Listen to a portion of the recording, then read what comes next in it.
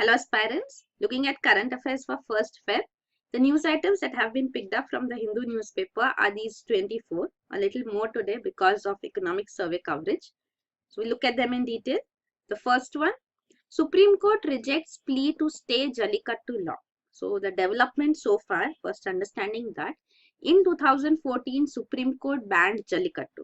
Jallikattu is a bull taming festival which is considered a sport and is celebrated in Tamil Nadu during Pongal festival. It's generally in Jan that it is conducted, and this had been banned by Supreme Court. To give it a fresh lease of life, the central government came up with a notification which exempted bulls from being used for Jallikattu. So it allowed Jallikattu to be conducted. So this Jan 7, 2016 notification of the center was challenged before the Supreme Court, and Supreme Court was hearing on this matter till it has withdrawn, allowed the center to withdraw this notification. So that was the recent development, that the central government has asked the Supreme Court that it wants to withdraw this Jan 7, 2016 notification, means it will no longer be effective.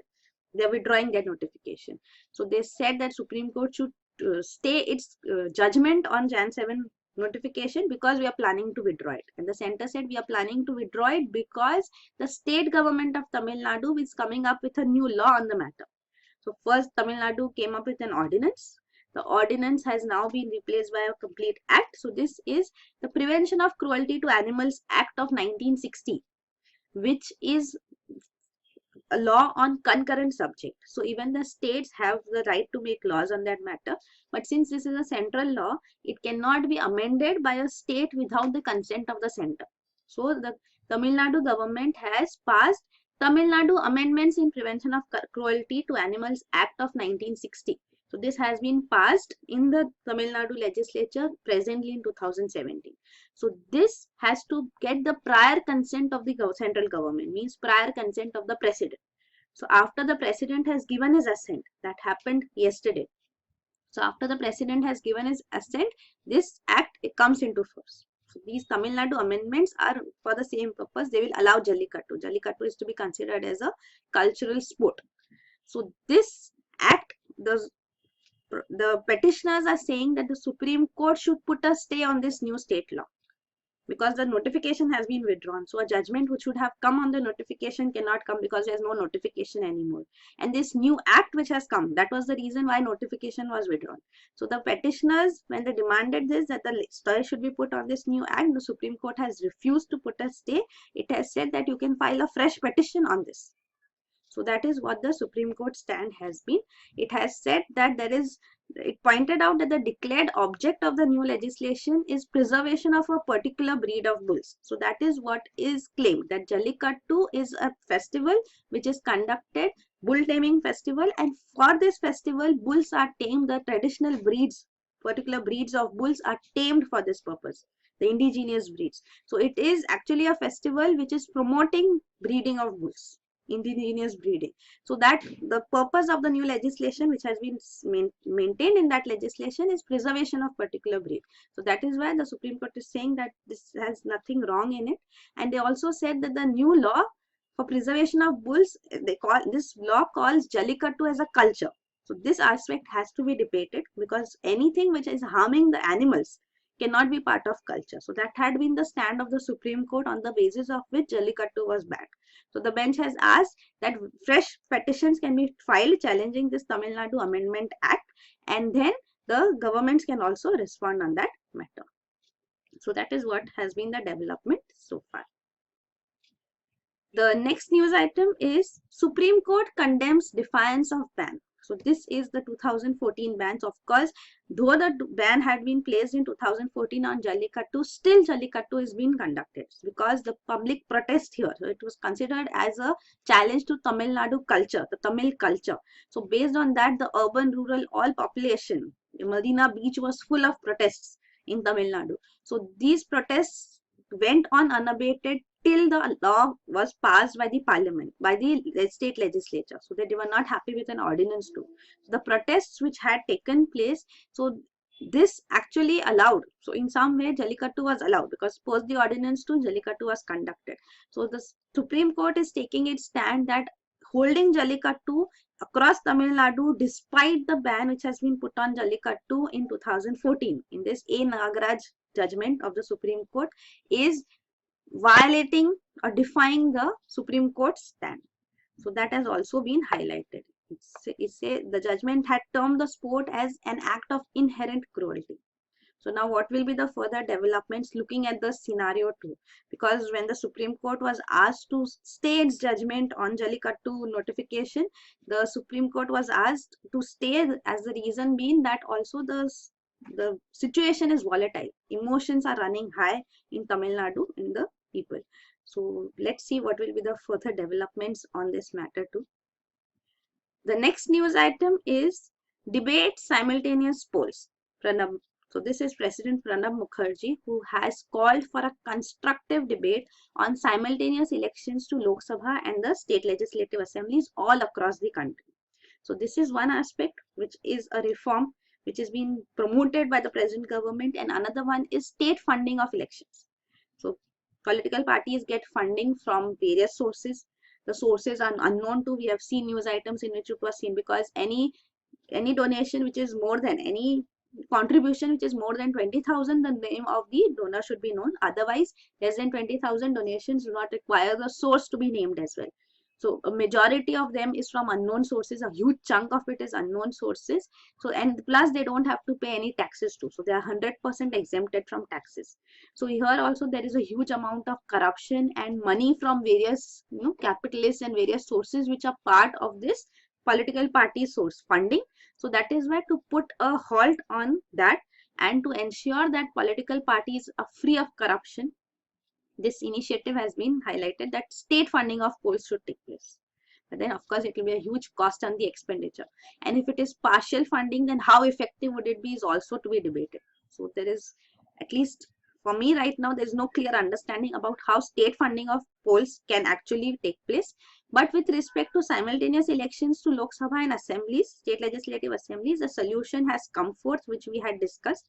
Because the problem here is that for the first time elections, present government can be phased out and simultaneous elections for the first time can take place all over.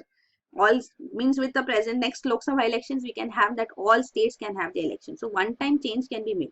But post that, once all the state legislative assemblies have a new government in place, at the central level too there's a new government in place, then after that, when the states see that the government in power is falling off its majority, so there is a fall of government, then what happens? Then if that state has to have a fresh election, then next time simultaneous elections would not take place, right? And if that state is allowed to continue just to have simultaneous elections, then it is against the principles of democracy. A government which is not having popular mandate is still ruling, is still governing. So that was the dilemma. So this can be rectified, or this can actually be implemented practically by having a no confidence motion along with a confidence motion to be introduced simultaneously. Means MPs are in place, members of parliament at the central level, and MLAs, members of state legislative assembly at the state level, are in the legislative body. The executive, the government, is formed by the majority as such. So which party has majority? 50% plus of the seats in the house, in the legislative body. So that is how the executive is formed in parliamentary form of government. So if there is any party or any alliance, coalition which is falling short of majority, so then there will be no confidence motion against them, that government will fall. But simultaneously, no confidence motion approved, the government would fall. But simultaneously, there should be a confidence motion also introduced. Means there should be an alternative brought into that, two other parties or coalition or someone showing that we have the majority, and the confidence motion there been approved. So then that government would fall and a fresh government would come in without any fresh elections required. So that is how simultaneous elections could effectively be put into action. But then there is another concern too, that if simultaneous elections take place, then the concept of federalism may suffer. Federalism in the sense that the central party the party in power in the center would also probably win at the state level. So if that would be the idea, then if same party is in power at the center and in the states, then the idea of federalism, that each state having its own representation, own regional aspect into consideration, regional parties having some say too in their states, that might suffer. But that is not a strong argument. For other purposes too, the benefits of simultaneous elections far outweigh that, because benefits of simultaneous elections are that the states have to be continuously in election mode, means the governments, the political parties which are in power, they also spend their time for the propaganda during the elections, polling as such. And also there is model code of conduct imposed when program schemes cannot be put into effect, and always the government is in the populist agenda mode, that whatever populist actions can be taken, so short term measures are taken rather than considering long term provisions which can have long term benefits for the country. So that is why simultaneous elections is to be pushed forward to. So that is what we can talk of right now regarding this.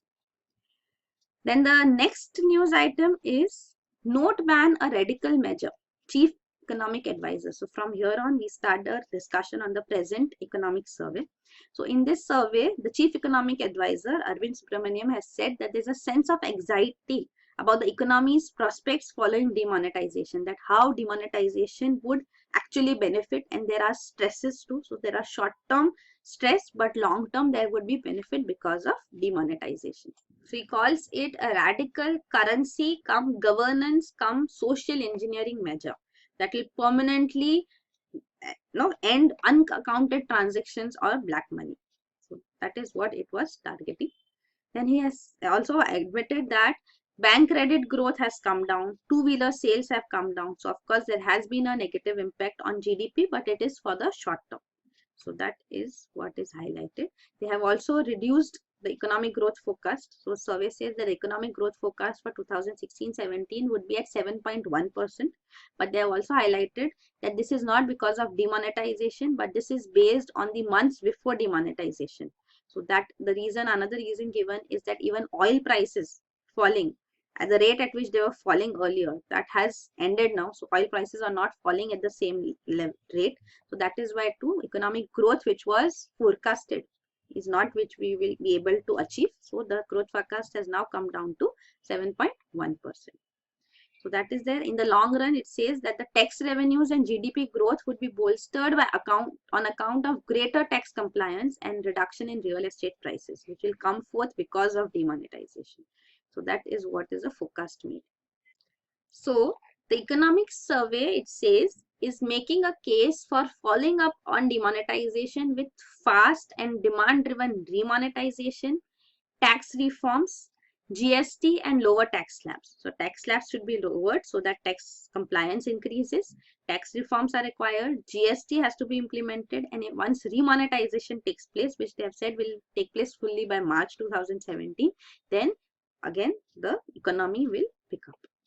So the concerns which have been put forth and the projections which have been made are, first is regarding farm sector. The economic survey projects 4.1% growth rate, and it cautions the center that a supply of essential farm items may suffer because of demonetization. So that has to be taken care of.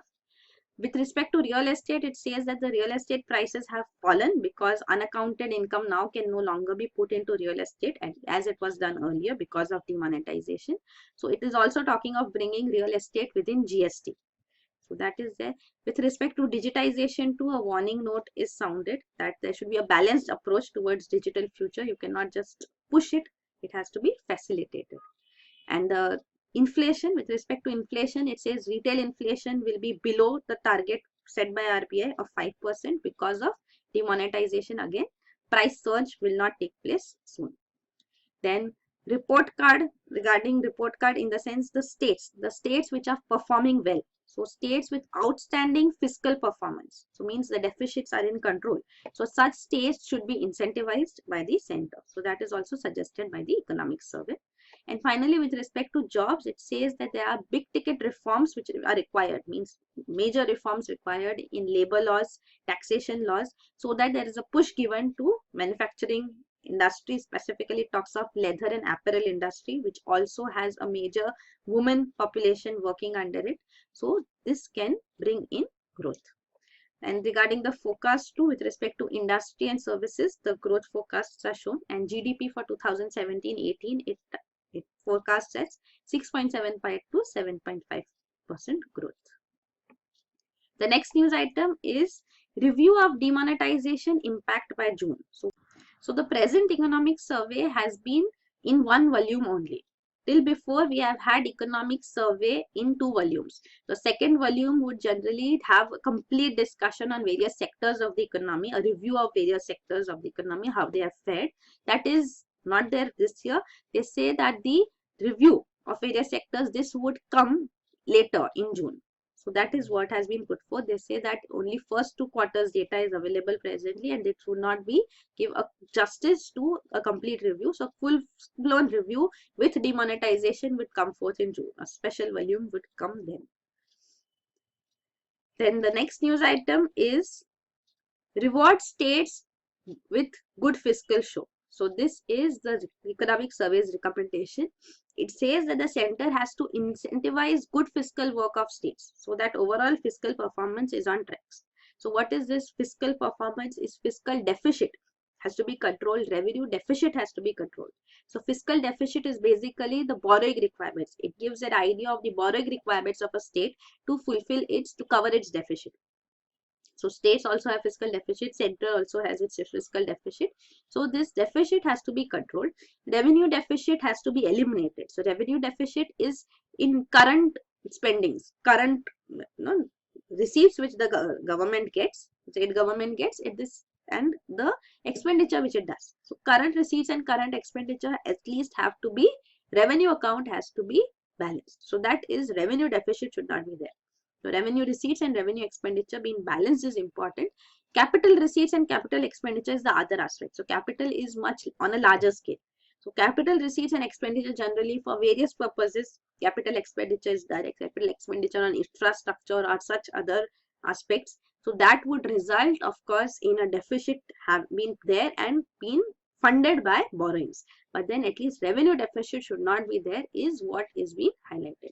So revenue deficit has been eliminated by various states, and fiscal deficit has also been kept. So that has been the target even under FRBM Act of 2003, that fiscal deficit should be at 3% of GDP. So this has been achieved by many states. So these states have to be incentivized so that they stay on track, and states which are not able to achieve this should not be having incentives for them to continue at that level. So that is what is being highlighted. So this is the fiscal responsibility legislations which have been adopted by the states too for bringing in control over revenue deficit and fiscal deficit.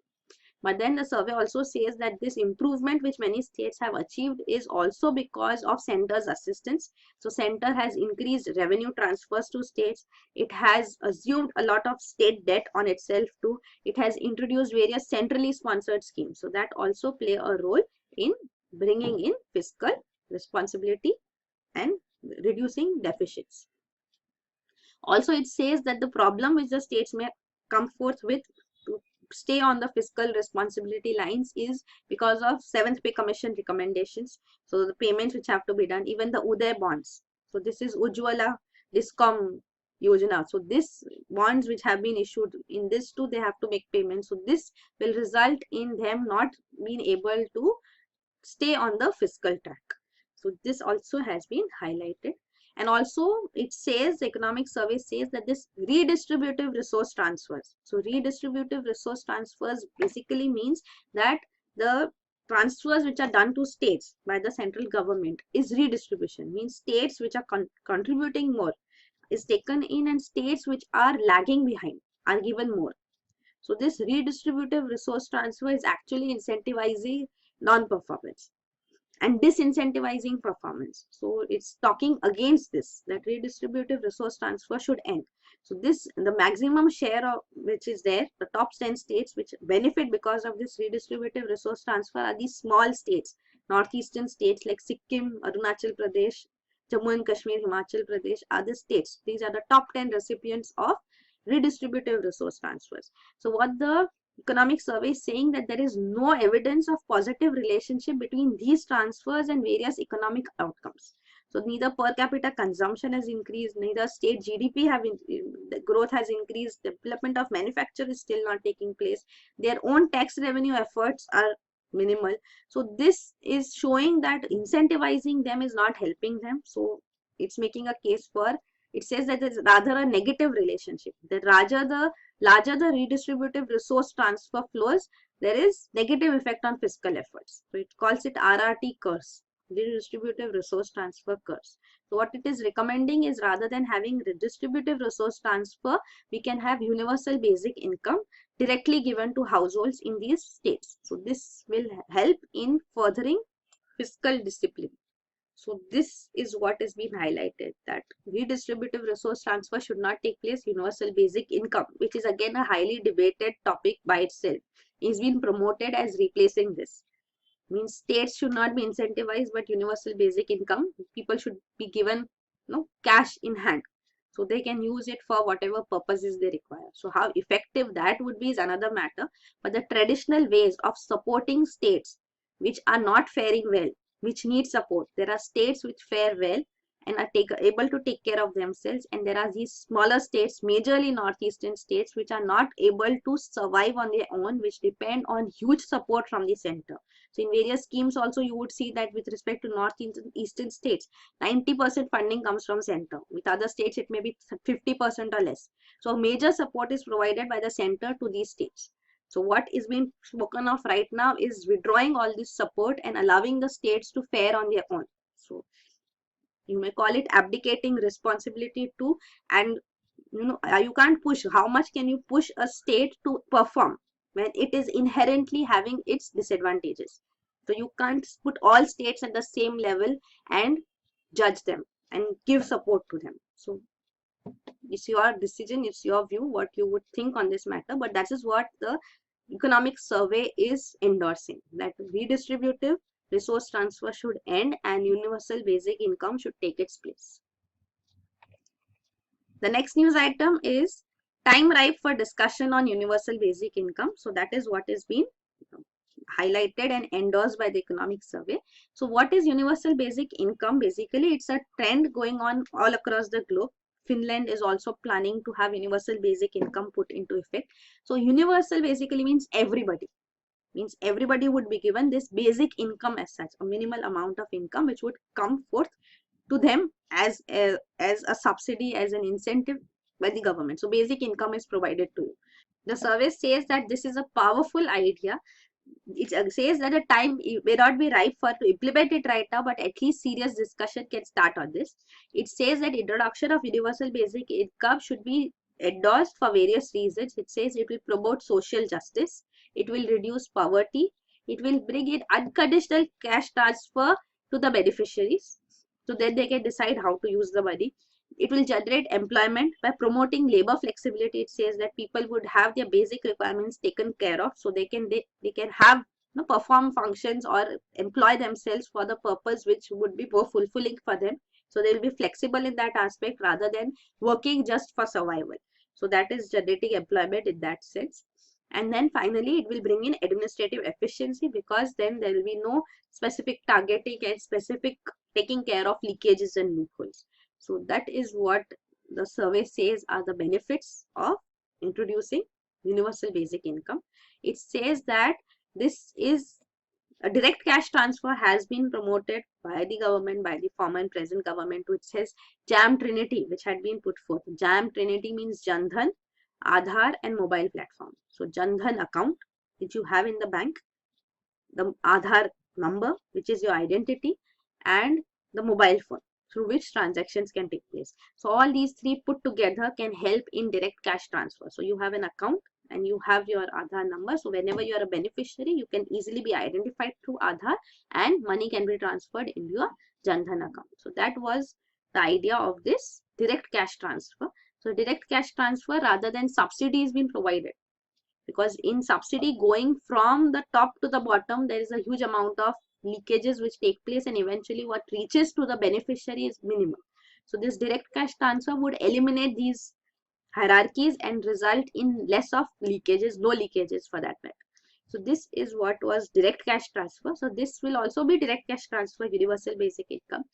So this will also subsume, because if universal basic income comes into effect, then of course the schemes, various schemes and programs which government runs presently would be subsumed under it. Means it is not an addition. Universal basic income would not be an addition. So there are about 950 central sector and centrally sponsored schemes. So central sector schemes which the center runs, and centrally sponsored schemes are sponsored by the center, which that was I was talking of 50-50 center and state, or it would be 90-10 in case of northeastern states and such low performing states. So these states would be given central assistance. So that those were centrally sponsored schemes. So all these schemes account for about 5% of the total GDP of the country. So these schemes can be subsumed and they can be put into effect by universal basic income, that don't provide like food subsidy provided, employment assurance provided, or various other services provided. All are subsumed and there is one universal basic income which would be put forth. So that is the idea being endorsed presently. So then money is in the hand of the people, each family, each individual, and then how would they spend, how would the expenditure takes place is their complete discretion. So whether it would effectively take place in the direction as desired is also a huge question. So this is what universal basic income is all about. But it says that yes, it would reduce bureaucratic cost and time by replacing many of these with universal basic income. So of course bureaucratic cost and time would be reduced, but at what cost for the people is also to be understood. So if everything can be taken care of by the people, they can have their own decisions taken on various provision schemes, then what is the government providing for? What is the essence of the government is also the welfare aspect. So you just give money to the person and everything will be taken care of. Then what is the role the government plays? Anyway. So looking at universal basic income too, as understood by the survey, it is talking of universal in the sense the all the poor would be included. So universal in some cases globally is also considered as everyone would be included. So even assuming, because it would be too much for the entire population of the country to be getting some basic income, which is not even required. But then if the poor all over would get a basic income in their hands, there is an estimation done too, that if all the rural households are given this basic income, if at the rate of even 1,500 a month, the cost would be 1.6 lakh crores. So it's a huge cost. So fiscally whether it is possible or not for the government to incur this is another question. But apart from that, the original question whether this is the idea which should be endorsed or not is also debated. Because what you're doing is the poor are given this income, then there'll be no schemes as such on various aspects. So whether education would be endorsed, money would be spent on education or not, how much money, means the family has to decide its budget now. This basic income has been provided by the government. Various scheme sections for which this distribution was done is no longer there. One universal income given, and then the family decides how much to spend on education, how much to spend on health, how much to spend on food, and how much to spend on other requirements which may be there. A person in the family may be an alcoholic. So there may be various ways in which it may be spent off rather than being spent for the purposes desired. So if it can be streamlined for the purposes desired, that is what direct cash transfer would actually be to. And in that case also, even if it is a direct cash transfer, is it being paid? So cash is provided to the person, whether it would be paid for the purpose desired. If that is not checked, then again the purpose is not fulfilled. Like it's a scholarship scheme, direct cash transfer given.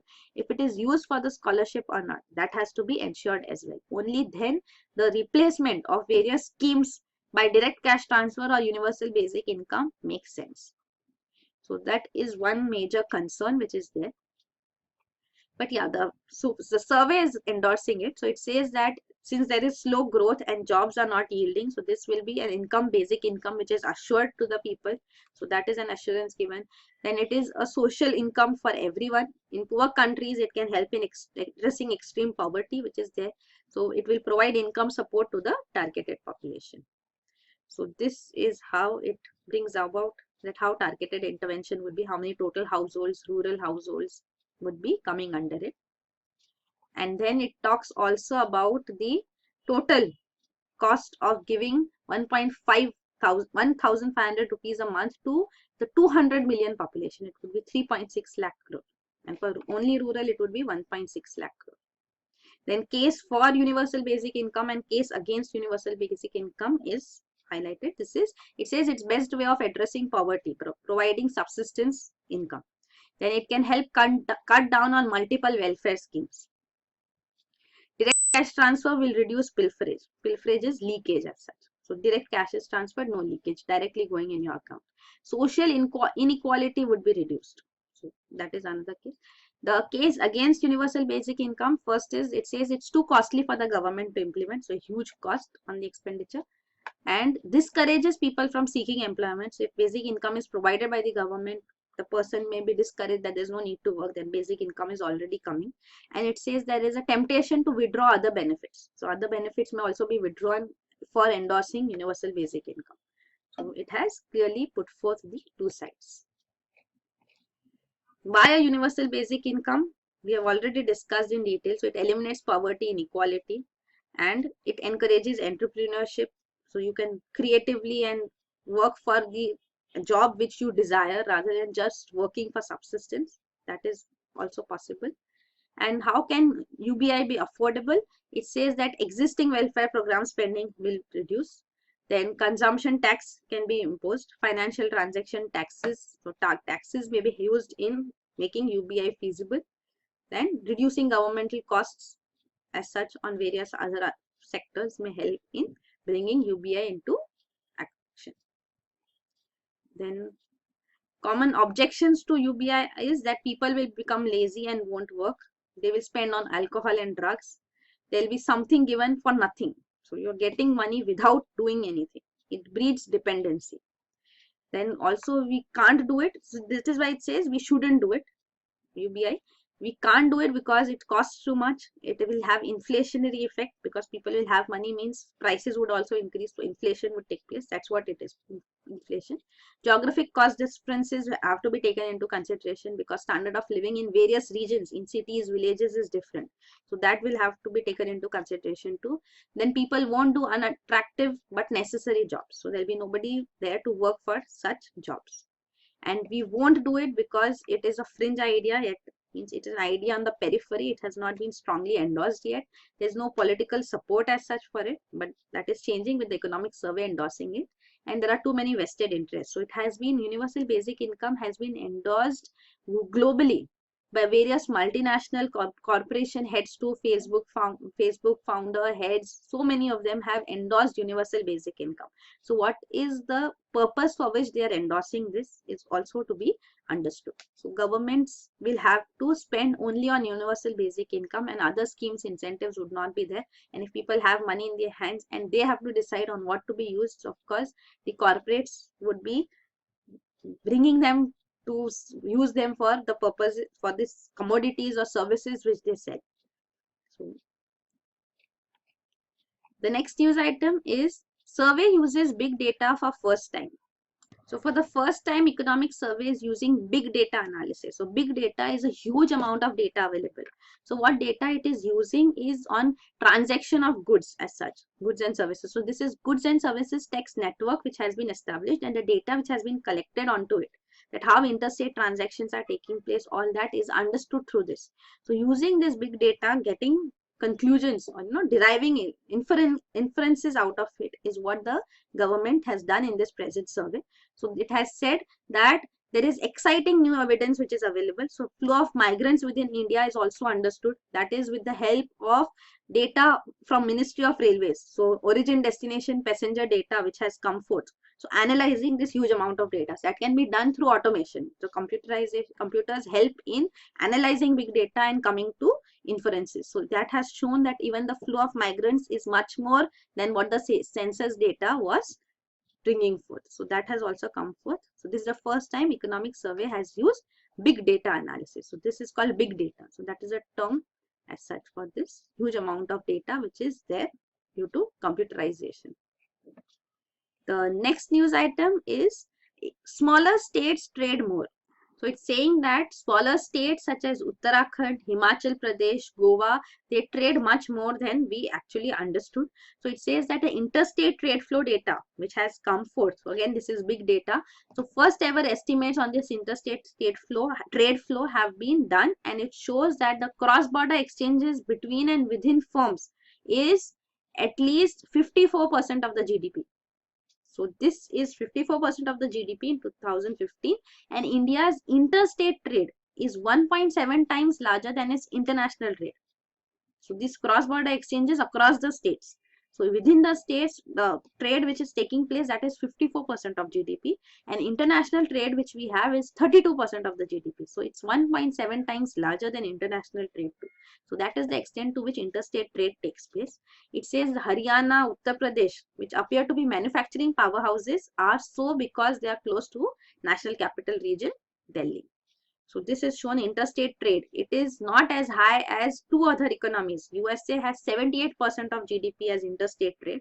China has 74% of GDP, which is interstate trade.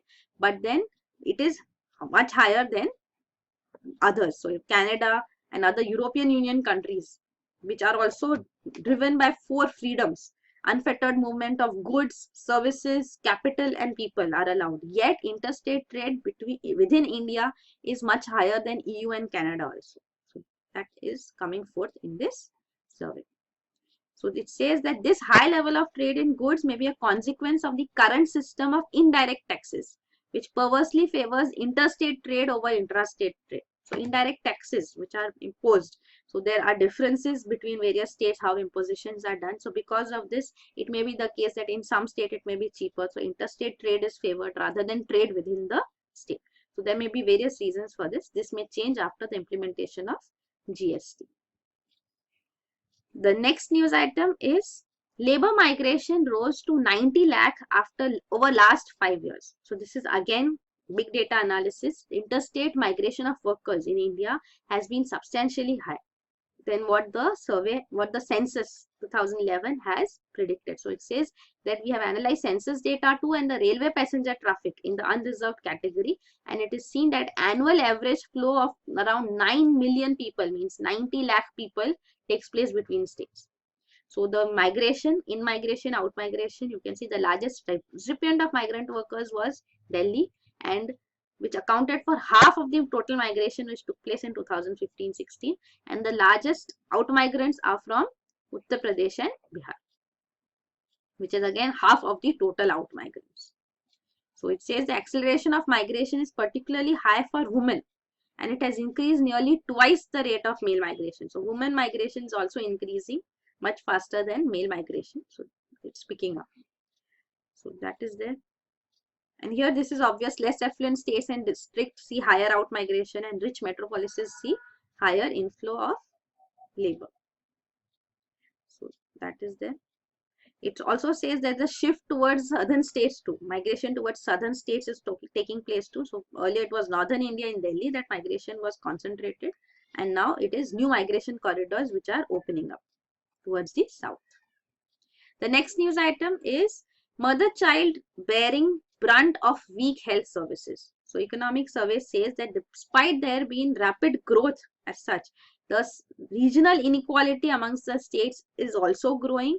Plus on health and fertility aspect, it says women and children bear the brunt of this. So life expectancy has improved, but still IMR, infant mortality rate, has also not improved at the same extent. So it has also improved, but not to the same extent as other factors, other indicators. So it says that this is because of weaker delivery of health services. So Janani Suraksha Yojana, which is the central government scheme, so it aims at reducing neonatal and maternal deaths. So maternal mortality rate has to be reduced, neonatal mortality rate, infant mortality rate has to be reduced. So it promotes institutional delivery of babies. So incentives, cash incentives are given under this too. So these schemes are there, but despite this, there is still a huge gap. So it says that there is a governance trap, maybe because of which this is not taking place, that though growth is taking place, but these indicators are not improving at the same scale. The others, looking into the economic survey, the experts here in health, one indication put forth, one view put forth is that infections and non-communicable diseases have not been covered in the present economic survey. So mortality rate because of these have increased to a huge extent, but there is no mention on non-communicable diseases, which is the biggest disease burden in India presently. So that is another aspect highlighted. The next news item is push to solve India's twin balance sheet problem. So economic survey is endorsing that there's a need to set up a government owned asset reconstruction company. This is also called a bad bank, which we have discussed earlier. So this is PARA, Public Sector Asset Rehabilitation Agency. So this can be established to resolve India's twin balance sheet problem. And this twin balance sheet problem is balance sheets of the banks are suffering, because this is one is the companies are suffering and the banks, public sector banks are suffering. So there are these over leveraged companies, so companies whose debts are accumulating, and because of these the bad loans, the non-performing assets of public sector banks are increasing. So this is the twin balance sheet problem highlighted. So to resolve this, it is calling for a government owned asset reconstruction company. So these bad assets would be taken over by this company, PARA, Public Sector Asset Rehabilitation Agency, and that will try to restructure them and make them beneficial, make them paying. So this agency can take charge of the largest, most difficult cases and make politically tough decisions to reduce debt. So that is what PARA would be all about. So debt repayment problem, the survey says that this has been caused in many cases due to diversion of funds, but it also says that a vast majority of it has been caused because of unexpected changes. So it also blames the economic environment, the global financial crisis, because of which many companies have not fared well and are into a crisis, and the loans are accumulating, the debts are accumulating. So that is why it makes a case that there is a need to take care of their debt. So restoring them to financial health will require large write-downs. So large write-downs means debts will be cleared for them. So this is a politically tough decision which the government may take. Then the consequences, it says that the slow credit growth. So there are consequences that these companies are suffering. So they have taken up huge loans, and they're writing down their debts is important. That is what has to be done practically today. So case is made for that too. It says because of these companies now, the banks are having non-performing assets and they are not viable, and because of this credit growth means further giving loans, and especially to even the small and medium enterprises, medium small scale enterprises, they are suffering.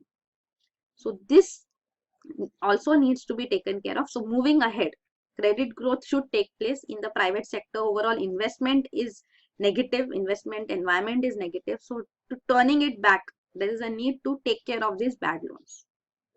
So a decisive resolution is urgently needed before the twin balance sheet problem becomes a serious drag on growth. So that's what it is trying to say. So it says there is severe coordination problem because there are large debtors and many creditors. So these companies which have taken huge debts, they have not taken some huge debts from only one bank, but they have taken such debts from many banks. So there are many creditors. So how will they have different interests? How will all be taken together and the problem would be resolved is the question which the government will have to resolve now. So it says bad debts of the state banks keep rising and increase the cost to the economy. So by hindering credit, investment, and therefore growth. So that's what it is saying. Because one aspect is there that as long as the debts continue, then the interest that needs to be paid keeps on accumulating, and that is the balance sheet problem which the banks suffer, of course. But then anyway, nothing's coming. You're just cleaning it off. Anyway. So advocating PARA to resolve the problem of twin balance sheets means corporates balance sheet and banks balance sheet to be funded by the windfall gain of the government. So it says that the huge money which has been coming forth because of demonetization. So demonetized notes have not completely come forth. So there are some unreturned old demonetized notes. So that is the money with the government. So this can be used, is what the economic survey is saying, to resolve this problem of twin deficits. Means writing off loans of these large corporates. So far, public discussion of the bad loan problem had focused on bank capital under the assumption that the main obstacle to resolving the twin balance sheet concern was finding the funds needed for the public sector banks. So how would funding take place?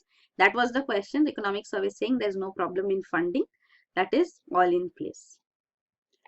But how should we do it is what they are trying to look at. So it says securing funding is actually the easiest part. The cost is small relative to the resources the government commands. Far more problematic is finding a way to resolve that bad debts in the first place. So they have all the money and they can easily write off debts. India's non-performing asset ratio, this is true, is very high. It's current level, it is 9.1% of the gross loans. Is higher than any other major emerging market with the exception of Russia. So non-performing assets percent is much higher. Only exception in the emerging market economies is Russia. So we need to take care of that is also true. So but even if you write off the debts, this has taken place quite often. This is not the first time that debts of large corporates would be written off. But every time this is done, then what is the incentive for them to function? Why are such debts given and to such a scale given in the first place if they can be so risky? So that aspect also has to be taken care of, not just the write-offs. The next news item is Economic Survey wants modification of FRBM Act. So FRBM, Fiscal Responsibility and Budget Management Act, which we have discussed 2 to 3 times till now. So this was put into effect in 2003, had to achieve its target by 2008-9, but because of the global financial crisis, the targets went haywire, the fiscal deficit increased, and now we are trying to bring it back on track. So there's a need for a new FRBM provision. So this operational framework is required for that. Government has taken steps for it to. NK Singh panel was appointed, which has submitted its report already, which just discussed it few days ago, that it submitted its report on revising the FRBM Act, and this has been submitted to the finance minister. So this has not been put out in the open yet. So we'll get more details on how modified FRBM would be implemented. So another thing which the survey says is that fiscal activism embraced by advanced economies, they give a greater role to counter-cyclical policies and less weight is attached to curbing debt. So debts would take place because that is how they fund. So fiscal activism there is not about reducing debts, but it is about how counter-cyclical policies can be encouraged. So this is not relevant for India, it says.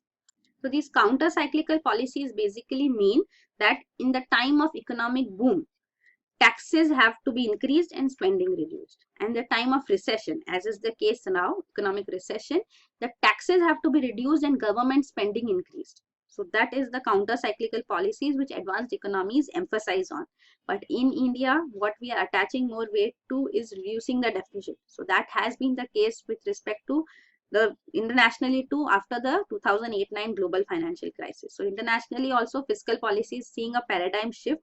They are emphasizing on deficits rather than debt here. So that is more of emphasis on reducing the deficits rather than reducing the debts. So arguing for greater activism in deficits and minimizing concerns about debts. So that will accumulate, that should be coming in, but deficits have to be reduced. So that's what the FRBM Act of 2003 also emphasized on, minimizing deficits. So India's experience has been reaffirmed as such because of the international paradigm shift too. So this, it says, to contain fiscal deficits is what we are targeting, because to spend during booms and to undertake stimulus during downturns is what has been the global scenario too. The fiscal deficit targets which it talks of, so fiscal deficit targets which were set for the last financial year too and for the next financial year 2017 too is fiscal deficit should be of up to 3.5% of GDP, and for present year 2015-16 it was 3.9% of the GDP and target was achieved. And now it says that there's now a school of thought which believes that instead of fixing numbers, so this was Mr. Jaitley, finance minister, who had said this during his budget speech 2016-17, that rather than fixing a number as of fiscal deficit target, like it should be 3.5%, rather than number there can be a range, that fiscal deficit should be within this range. So this gives more space for policies of the government to be implemented in this dynamic scenario. Let's see how fiscal deficit, because revised FRBM Act would come in, then only we'll have more discussions on it. So this is what the survey speaks of and what has been so far. So this is FRBM Act of 2003, the targets which it had given, yearly reductions, and finally the objective to be achieved. Revenue deficit and fiscal deficit. So revenue deficit had to be eliminated and fiscal deficit to be retained at 3%. So we had been on target, but later it went haywire in 2008-9. The next news item is apparel leather sectors need policy shift to boost jobs. So the center is asked to focus on apparel, means clothing, leather and footwear sectors to boost formal and productive job creation in the economy by the economic survey. So it says that there are needs for labor and taxation reforms, like free trade agreements with EU and UK which we have. They will be key because they will help in apparel and leather sector becoming globally competitive too. So these are to be encouraged, and plus reforms brought in so that these FTAs can also be put into effect and these sectors in the economy will prosper.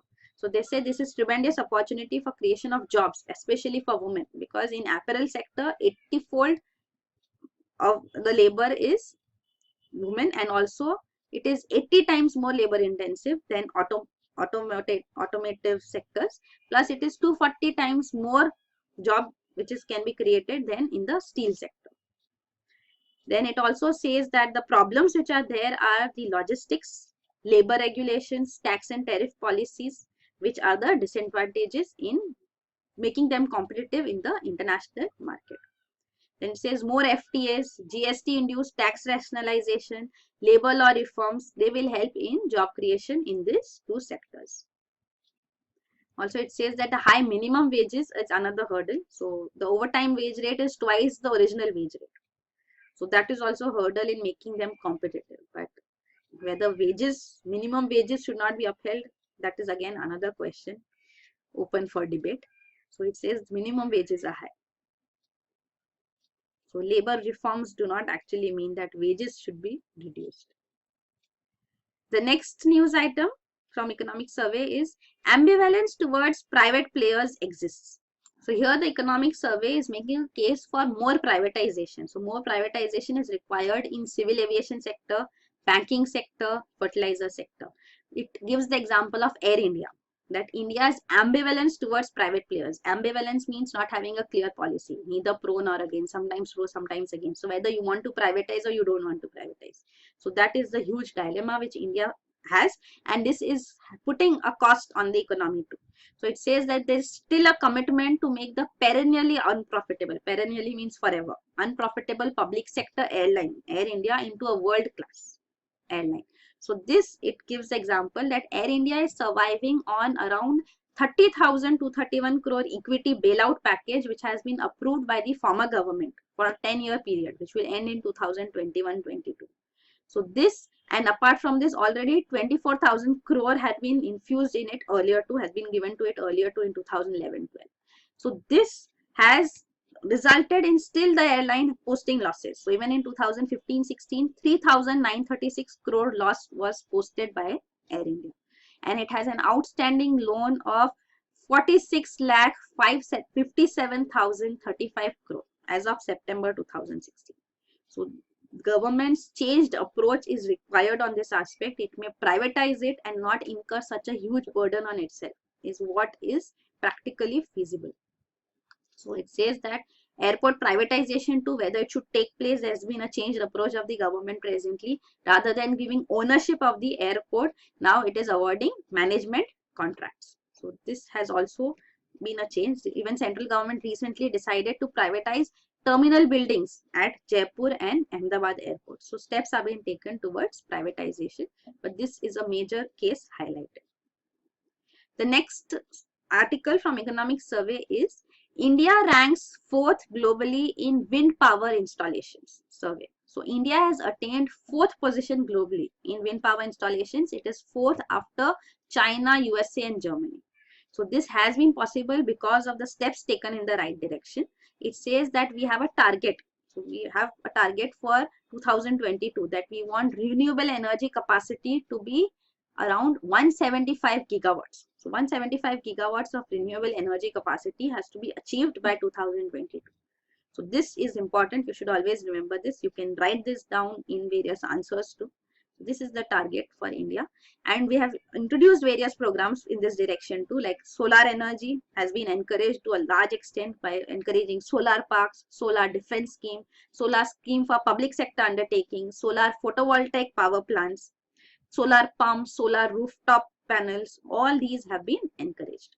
Already we have grid connected renewable power too, means renewable energy connected to the grid. So around 14.3 gigawatts of renewable energy in the last 2.5 years have been come under the grid connected renewable power. So in this too, major contribution is of wind power. You can see at 7 gigawatts.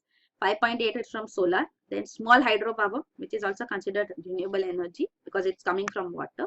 Large dams incur a cost, but small hydropower under renewable energy, and biopower.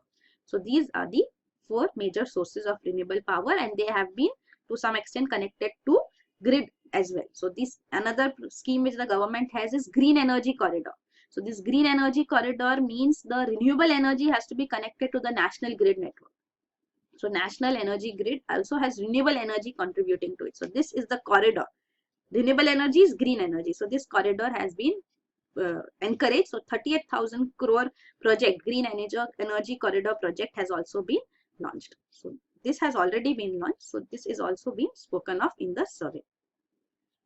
Then the next highlighting is about the International Solar Alliance. So this is an institution which has been encouraged and is the brainchild of Prime Minister of India, Mr. Narendra Modi. He launched it during the UN Climate Summit in Paris in 2015. So International Solar Alliance would be like an international treaty. It would be headquartered in India. This organization, once comes into effect, 24 countries have signed the framework agreement for International Solar Alliance, and once 15 countries ratify it, it will be registered under the UN Charter as an intergovernmental treaty organization. What is the purpose of this International Solar Alliance? It is a coalition of solar resource rich countries to address their special energy needs. So that it will provide a platform for them to collaborate, identify the gaps which are there through a common and agreed approach. So that is the International Solar Alliance. The next news item is CSO revises 2015-16 GDP growth to 7.9%. So the Central Statistics Organization has revised the GDP growth rate for the last financial year. For 2015-16, GDP growth rate was 7.6%. So it has been revised upwards to 7.9% now. That is, the organization says it has been done by factoring in the good performance of agriculture and industrial production. So the latest data has also been incorporated and this revision has been done. The gross value added at constant prices have also been set to grow at 7.8% in 2015-16, higher than 2014-15, and even real GVA has been higher in this year than 2014-15. So what is this GVA? What is this real GVA? We can understand. GDP, GNP, you must be knowing by now. We have discussed this quite often. GDP, market value of all goods and prices within a, generally it's a financial year within the country. So that is domestic, within the country. GNP is within the, by the nationals. So gross national product is by nationals who may be within the country, who may be abroad. And foreigners who are working in India, they are taken into account in GDP, and GNP, they are excluded. So GDP, GNP relation is GDP plus factor payments from abroad minus factor payments to abroad. So these factor payments are wages, profits, rents, interest, which are going abroad. People who are foreign nationals. So they are, what is coming from abroad is taken in, and what is going abroad is taken out from GDP, and you get GNP. So this is GDP, GNP. What is GVA? GVA is gross value added. So total value of goods and services produced through economic activity in a particular period, that is one financial year. So what is the relation between GVA and GDP is taxes and subsidies, because in GDP we said market value of goods and services. So in GVA, market value of goods and services is not taken. So whatever taxes are paid are to be deducted, and whatever subsidies are given by the government have to be added. So that clearly shows that the what economic activity went in. So that is GVA, GDP minus taxes plus subsidies, because taxes and subsidies are not part of value addition in production. So that is GVA. Now, what is the difference between nominal and real? It may be for anything, nominal GDP, GNP, or real GDP, GNP. So, nominal is at current prices. So, inflation is not factored in. So, that is nominal GVA, and real GVA is at constant prices based on a fixed year, a normal year. So, here inflation is factored in, taken into consideration. So, it gives you real GVA as such without being affected by inflationary factors. So this is the GDP growth of India over the years. This is what we have been talking of. That. So this is 2015-16 GDP and GVA values. GDP was 7.6%, which today what we are discussing in news is CSO has revised this to 7.9%, and GVA at 7.3% has been revised to 7.8%. Then this is the next news item. 8 core industries grow 5.6% in December. So this is monthly data which comes up. So 8 core industries growth rate is important. These are 8 infrastructure related industries. That's why they call 8 core industries. These are coal, crude oil, natural gas, refinery products, fertilizers, steel, cement, and electricity. You should remember them. So how they are growing over every month is been coming in news, and we have been discussing them. So of course monthly news is not important, but at least knowing the 8 core industries is important, and the fact that core sectors, these 8 core sectors contribute 38% to the total industrial production. So index of industrial production has these 8 core industries factored in them, and their contribution is this. So this is the performance of the 8 core industries in December 2016. So you can just remember the 8 core industries. In each month, how do they fare is not important. The next news item is Kathmandu meet to finalize SAARC budget agenda. So we had the last SAARC summit cancelled in November 2016 because members backed out. So the chair of SAARC then was Nepal. Kathmandu is the capital of Nepal. So Nepal retains the chair till date. The next summit was supposed to be in Islamabad in Pakistan, and Pakistan would have taken over as the chair of SAARC, but that has not taken place because the summit failed, did not take place only. So presently a meeting is being held to finalize the budget and agenda of SAARC, and this is in Kathmandu only. So here again it shows that the Nepal continues to play the role of chair of SAARC. It has not been passed on to Pakistan. So here the officials, of course, of India, Pakistan will also meet. So they will finalize the budget and the further agenda, but this will require consensus among members, means all members should agree. So SAARC is an organization, South Asian Association for Regional Cooperation. It was established in 1985 in these neighboring adjoining countries in South Asia. So these are the 8 nations under SAARC. Afghanistan is the last to join in 2005. The headquarters of SAARC is in Kathmandu in Nepal. So areas of cooperation have been agreed on, and these are many sectors like agriculture, education, culture, health, population, child welfare, environment, tourism, science and technology, communication, transport, almost everything is included. So the objectives of SAARC is, of course, regional cooperation. So that is what we are planning to go ahead with. But let's see with respect to India-Pakistan relations, since these two are the major economies in SAARC, that's why the summit or the organization has not achieved its objective yet. And it's sometimes called a failure too. The next news item is denied visa under new US policy, says Kashmir athletes. So 2 Kashmiri athletes were denied visa for travel to US, saying that the country's new policy, because of the current policy of the country, we know the Trump administration has come up with a new policy which has created apprehensions amongst Muslims, immigrants from 7 Muslim countries have already been banned. So even Muslims from India and Jammu and Kashmir are having this anxiety because visa has not been given to them, citing this as a reason, current policy. Then the next news item is US visa rules to hit Indian IT majors. So the Indian IT industry's apex body NASSCOM has stated that the proposed legislation in USA, which is seeking to change the H-1B and other work visa norms, this will be a huge challenge for the Indian IT industry. So it says that the new bill which has been introduced, this is High Skilled Integrity and Fairness Act of 2017. So this has been introduced by a Democrat. So Democrat Congresswoman, Congress is the legislature in USA is called Congress. So this congresswoman from California has introduced this bill, and what this bill is trying to do is it is doubling the minimum salary required to be paid to a holder of H-1B visa. So this annual salary has to be $130,000. So this is double the minimum salary earlier. So this will help in preventing recruiters. So there are IT sector in IT industries in USA. They recruit people under H-1B visa. They come and work in USA. So these majority of them are from India and they work in the IT industry and they are allowed under H-1B visa. But if the minimum salary requirement will increase, then many would not be able to attain H-1B visa. They will not be eligible for it. So that means low cost workers from various countries will not be allowed to enter into India. That is the objective of this act. So once passed, it will have adverse effect on Indians, nationals as well as the IT service industry.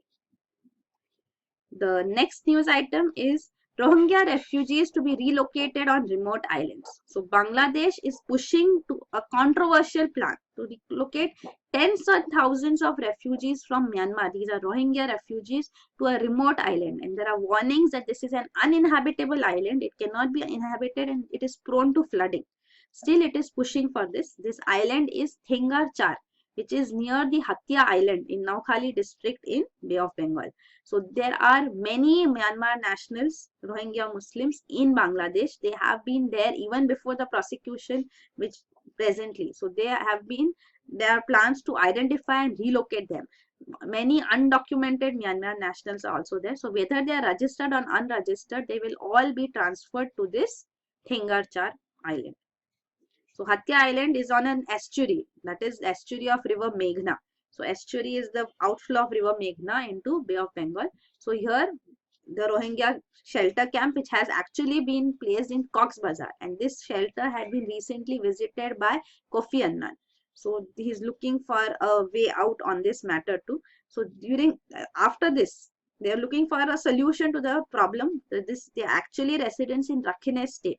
So Rakhine state in Myanmar is their home, but in Myanmar they have been declared as non-nationals. So they have lost their identity there and their nationality there. So they are migrating out from Myanmar in various directions, and Bangladesh is the nearest neighbor to this Rakhine state where they have come in huge numbers.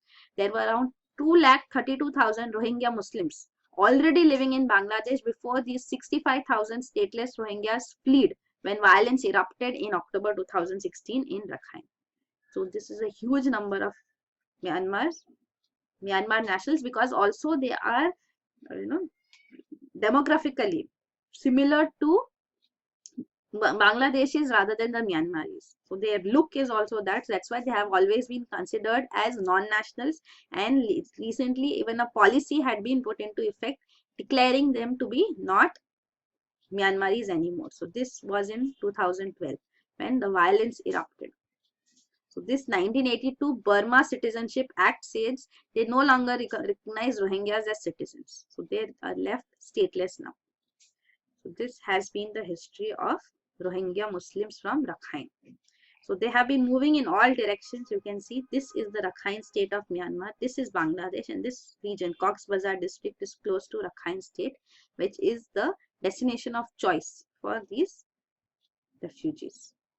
We've been moving all across to various countries adjoining Myanmar. You can see this in detail too. This is the Hatia Island, which is in the estuary of Meghna River in Bay of Bengal. And this is the Cox's Bazar region. This is Rakhine state. The next news item is Russia makes big military push in Arctic. So around 30 years ago, Russia had withdrawn its nuclear icebreaker Lenin from services. So it had become a visitor attraction then. So these nuclear icebreakers. So icebreaker is basically a ship which is used to break ice and make a channel passage out of it.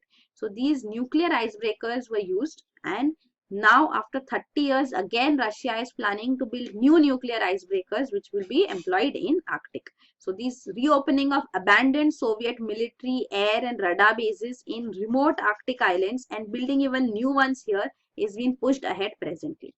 So Russia claims almost half of the Arctic region. The traditional rivals in claiming of regions in Arctic are Canada, USA, Norway, and newcomer is even China. China also stakes its claim in Arctic presently. So Arctic region is prominently claimed because it is a huge hydrocarbon reserve. It is estimated it has more hydrocarbon reserves, means oil and petroleum, than even Saudi Arabia. So that's why countries are vying for a peace here. Russia says is building 3 nuclear icebreakers, including the world's largest, and this will be part of its 40 icebreakers, and out of these 46 are nuclear powered. So this is the recent development. Even as a response to this, US Marines have landed in Norway, the troops, and they will be here for 6-month deployment. So this is the first time since World War II that foreign troops have been allowed to be stationed in Norway, in this region. Russia in 2014 had annexed Crimea, which is part of Ukraine. So this is still fresh in the memories of NATO members, North Atlantic Treaty Organization members, which is which is headed by USA, of course, prominent power here.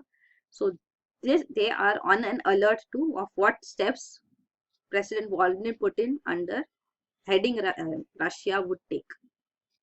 So the Arctic region also you can see here.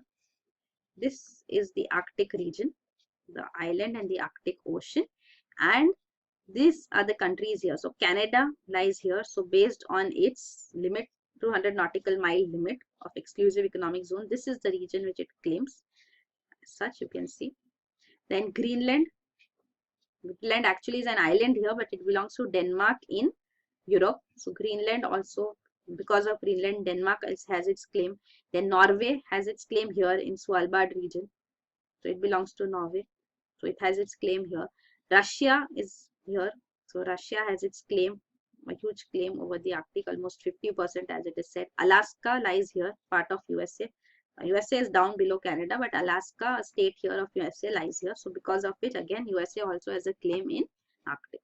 So these are the states which have their claim in Arctic, along with, of course, now China as well. Then this is regarding the atomic icebreaker of Russia. And the last news item is researchers employ laser light to speed up electronics. So this is a researcher from India, Manish Garg, at the Max Planck Institute in Germany. He has taken definitive steps to produce high-speed electronic devices that can operate 1 million times faster than modern electronics.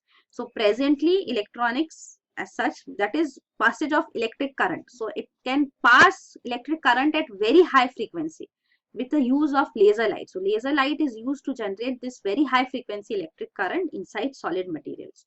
So the conventional transistors, modern transistors presently used are having only 109 Hertz frequency, whereas electrons with this laser light can move at a frequency of 1015 Hertz. So that is much, much more. The conventional modern electronics, conductivity is achieved by applying voltage. But in this scheme which has been put forth, the electric current would be conductivity be coming through using laser pulses. So these ultra high frequency light waves lasers can be used to drive and control electron motion in semiconductors. So this is a new way of electronics which will revolutionize the whole sector. So this nanofilm electrons develop. So he says that high intensity laser when is used on silicon dioxide and nanofilm electrons are generated. So it is at nanoscale that this is being used. So high intensity laser results in electrons moving at this speed. So originally nanofilm behaves as an insulator, but when high intensity laser is shined on it, it behaves like a conductor. And these high speed circuits are generated electric current moving at such high speed.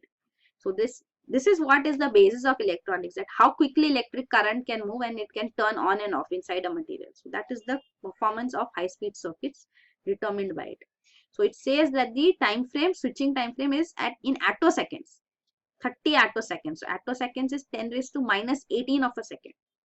So that is how lesser time would be required. So that would be ultra high speed electronics possible. He says that in bulk form, when silicon dioxide is a semiconductor, in bulk form when it is used, laser is used on it, it tends to accumulate heat and the laser, because of the laser pulse, and it cannot function. But as a nanofilm, silicon dioxide becomes transparent to laser and absorbs less heat, and therefore less damage is caused, and this ultra high speed is possible then. So this is a huge breakthrough. The technical challenge which now lies is in how these high frequency electric current can be used to perform logical operations of the switching operations, plus how feasible they would be on an integrated circuit as such. So these taken into consideration, they can be put into effect and revolutionize the electronic industry. So these are the news items for today. Thank you.